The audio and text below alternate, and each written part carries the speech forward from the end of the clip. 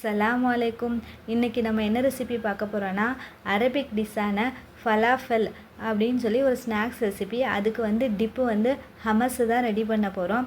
இதுக்கு வெறும் கடாயில் 2 ஸ்பூனு வெள்ளை எள்ளு எடுத்துக்கோங்க. இதை நல்லா வறுத்து எடுத்துக்கோங்க. இதுக்கு மெயின் ஐட்டம் என்ன தேவைன்னா வெள்ளை கொண்டக்கடலை. அதை ஒரு நாள் நைட்டு ஃபுல்லாக ஊற வச்சுட்டு அதை 2 விசில் விட்டு வேக வச்சு எடுத்துக்கோங்க. வேக வச்சுட்டு நான் வீடியோவில் காட்டின மாதிரி அந்த கொண்டக்கடலையில் உள்ள தோலை எல்லாம் எடுத்துருங்க. இது கூட இப்போ என்ன பண்ணுவோன்னா மிக்ஸி ஜாரில் வறுத்து எடுத்த எள்ளை போட்டு நல்லா நைஸாக பொடி பண்ணிக்கோங்க. இது கூட 4 பல்லு பூண்டு இது கூட ஆட் பண்ணியிருக்கேன். அதுக்கப்புறம் அரை லெமன் இல்லைன்னா 2 ஸ்பூன் லெமன் ஜூஸ் விட்டுக்கோங்க.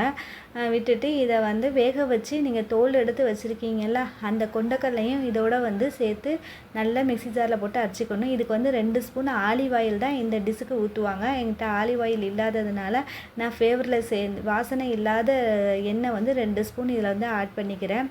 அதுக்கப்புறம் 1 ஸ்பூன் ஜீரகத்தூள் இதெல்லாம் போட்டு ஆட் பண்ணிட்டு நல்லா அரைச்சி எடுத்துக்கோங்க. இதுக்கு நல்ல க்ரீமியாக வரணுங்கிறதுக்காக நான் இது கூட என்ன செஞ்சுருக்கேன்னா 4 ஐஸ் கட்டி எடுத்து போட்டிருக்கேன்.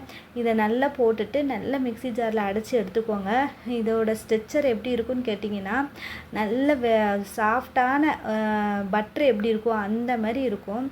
இதை பிளேட்டில் மாற்றிட்டு மறுபடியும் இதில் ஒரு 2 ஸ்பூன் ஆயில் விட்டுக்கோங்க. ஆயில் விட்டதுக்கப்புறம் இதுக்கு காரத்துக்காக தனி மிளகாத்தூள் கொஞ்சம் லைட்டாக மேலே ஆட் பண்ணிவிட்டு ஃப்ளேவருக்காக சாட் மசாலா போட்டுக்கோங்க.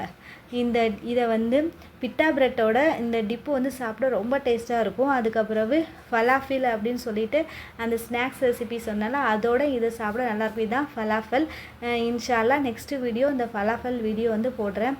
இந்த டிப்பு ரொம்ப டேஸ்ட்டாக இருக்கும். அந்த ஜீரகத்தூள் பூண்டு இதோட ஸ்மெல்லோட இது அந்த டிப்பு அவ்வளோ சாஃப்டாக நல்லாயிருக்கும். நல்ல வெண்ணெய் மாதிரி இருக்கும். இதை அதோட டிப் பண்ணி சாப்பிட ரொம்ப டேஸ்ட்டாக இருக்கும். இன்ஷா அல்லாஹ் இந்த ரெசிபியை ட்ரை பண்ணி பார்த்துட்டு எப்படி இருக்குன்னு சொல்லி கமெண்ட் பண்ணுங்கள். நெக்ஸ்ட்டு வீடியோ ஃபலாஃபல் ரெசிபி போடுறேன் இன்ஷா அல்லாஹ்.